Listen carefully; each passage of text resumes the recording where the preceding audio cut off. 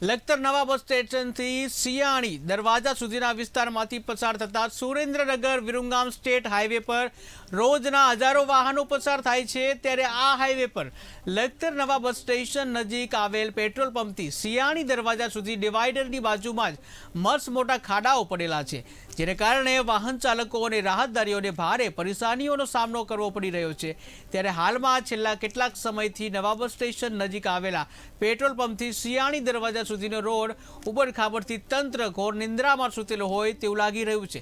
છેલ્લા ઘણા સમયથી આ રસ્તા પર પડેલા ખાડાઓને બુરી થીગડા મારવામાં આવી રહ્યા છે, તેમજ રોડ પરથી ભારે વાહનોના કારણે ધૂળની ડમરીઓ ઉડતા અકસ્માત થવાની શક્યતાઓ પણ સેવાઈ રહી છે। ત્યારે તાત્કાલિક આ રસ્તો નવો બનાવવામાં આવે તેવી લોકોમાં માંગ ઉઠવા પામી છે।